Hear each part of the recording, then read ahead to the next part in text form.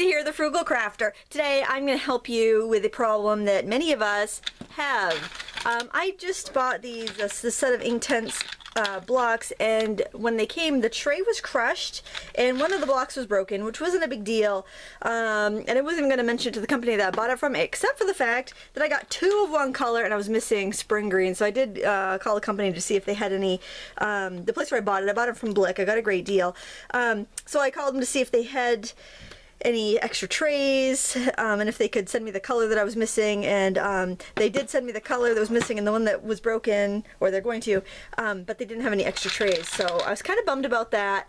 And they're kind of hard to put in and out of the container, so what I did was I just developed a way to reinforce the trays so that they work better. So what I did, I've done it to the bottom one already, so I added some washi tape, a little handle, so that I could lift it up in and out easily, and I'm going to show you how I made the base of this. And it's actually quite easy. It will take a little time, but not too bad. So what I did first was I traced the tray onto a piece of matboard, which is a kind of a thin cardboard, and I traced it and I cut it out with an X-Acto knife. And then because I was noticing that where it was crushed, you look like right here where it's crushed, it's really brittle and flimsy, and I was afraid it was going to break more, and I needed something because I wanted to build it up under here in these areas, because the blocks touch, like the indents will touch the bottom, the mat board on the bottom, but you've got all this area with nothing in there supporting it. So I needed to make some channels around the edges to reinforce it and keep it from cracking in other places, and also reinforce the area there where it already had cracked. So to do that, what I did was I took strips of foam core and I took strips of mat board and glued them together to bring it up to the right height. So now all we have to do is just glue these pieces down to the mat board bottom. And since I do a lot of picture framing, I always have lots of scraps of mat board and foam core around, so this is not costing me anything to make. You can use cardboard or whatever you can, cardboard and chipboard, whatever you can find, you know, cereal boxes or whatever. It is a bummer when you buy something new and it doesn't come in perfect condition, but what are you gonna do? You know, I mean, it's the nature of the beast. I guess these are pretty hard to ship intact, and that is a bummer. But I am going to actually show you what I think are great great packaging from some other manufacturers to hopefully maybe inspire some like pencil manufacturers into creating some of the better trays so that artists can have less frustration with their materials. I don't know if that'll work or not. I don't know if any any people with power at these companies watch my videos, but if they do, I'm gonna try to influence them. All right, I'm gonna put these little sidebars here. This is gonna give structure and support to the edges of the tray, and here on the end. And when you go to put your tray on, if it doesn't fit exactly, that's all right. You can trim off the you can trim these down a little bit. I had to do that with the bottom one. It was not a big deal. It doesn't matter if the foam core is on the top or the mat board's on the top of your little side pieces. We're gonna make a nice sturdy thing for this to sit in. All right, so now I'm gonna put this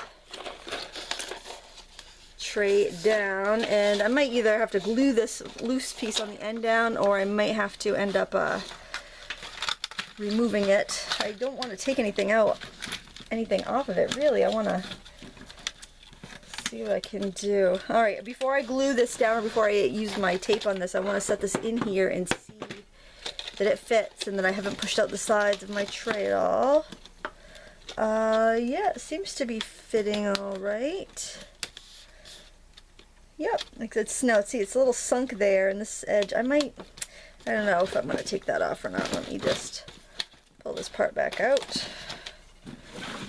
And I think I will see, I think I want to trim that a little bit smaller on that end, and then see if I can glue that strip right down to it. So I'm just going to grab my X-Acto knife, and I've got the mat board sticking out a little bit right on that side. I'm just going to cut it off a little bit there. Probably could do with a sharper blade. I've been using this for this whole entire project. Alright, I think that's going to be alright. So let me go ahead and put adhesive on the little runners here on each end. And also, because I know it fits, I want to put some adhesive under where the Inktense blocks are going to stay, and that's the end of that roll. I think that's alright. I think I have enough. I think I have enough adhesive there to hold it. And I'm going to set this down on top. You got to be careful when you set it down once you've put the adhesive on, because it's not going to want to move on you very easily after that. There we go. And then I am going to use hot glue on the end to glue this flap down, because I still think it's gonna, well, just debating whether it's gonna be stronger with it or without it. You know what? Actually, I think I'm just gonna rip it off. I don't think it's that's helping anything there. I don't want to rip this part off. I think I will add a little glue under here, but I think that piece is just gonna want to snag and rip. So there we go. Let's just press it down for a second. Now the other thing I wanted was a handle so that I could easily lift this up, because it doesn't even have little indents or anything for you to put your fingers in to lift it with. You could pull from here, but then you're adding the stress, and I think the reason these tend to crack, these trays tend to crack and be brittle more than your pencil trays. With the pencils, they're all going, the pencils are spanning the length of the tray, and they're not as heavy. These sticks of lead are heavier than I think the wood casing on pencils, so when you pick it up, it wants to kind of twist, and you've got this weak spot in the middle where you've got weight on the side and weight on that side, and I think that's why they tend to crack. I mean, the tin was in perfect condition, the package was factory sealed. I was really surprised to see that without any damage to the tin, there was damage to the inside cases, but what are you gonna do? Alright, so now I need my washi tape just to make a cute little handle. And first time I did one on each side, but then I realized, well, I'm picking up from there and there, then it's gonna kind of get twisty, and I think I would be adding more stress. So I think just a little tab in the middle is all I need. So I'm just gonna pull off a strip about 6 inches long and fold it kind of like that. So I have this adhesive strip, and I'm just gonna put it down over the edge. I want it to stick up a little bit so I can pull it out, but not so it's sticking out from the package, from the container. And do that again. And because washi tape is kind of a low tack tape, I'm going to put a little masking tape over the back of it. You could use duct tape or whatever you have. It doesn't have to be masking tape. I want that right in the middle, right where that center bar is, so that when I lift it, it's going to be pretty well balanced. That one could actually go over just a little bit. See what I mean about it being low tack? Alright, so even if you're, you bought the Inktense blocks in there, they came in perfect condition, it wouldn't hurt to make these reinforced trays, because especially if you're going to take them with you to class or to a friend's house or to a crop, or, you know, just out and about, you know, sketching, I think that one drop might do those poor trays in. So I'm pressing it from underneath. I don't want to dump out my Inktense. So let's go back to our original box here. Our tin. We've got our empty tin. We put our bottom tray in, and it's got longer little tabs, and I have double tabs there just so I know what ones to grab. And then I'm going to put this one inside, fold those over, and I can put my top lid right on there. And it's another good thing too, because like, I wouldn't have known that I had two of the same color green, because sometimes they look really close when they're dark and they're just sitting in there. But I was going to swatch them out when I was writing down the color number, just like I did on my set of 72 Inktense pencils. And so I was going through to swatch it like I did with this, and then I noticed that I had two of that color and none of that color. And I love that color. It's one of my favorite colors. So I never would have noticed it if I hadn't gone to swatch them out. So that's the other thing. When you buy stuff, make sure you order them and use them, you know, use them right away so you know if there's anything wrong, and then you have a chance to be able to call the company and get a replacement if that's the case. So at least with the Inktense pencils, you have the little divots you can stick your fingers in. It's still that same brittle plastic, but I haven't had a problem with it, and I've had this for a couple of years. So, so see what I mean about, I think that the rigidity of the pencils kind of help them from cracking.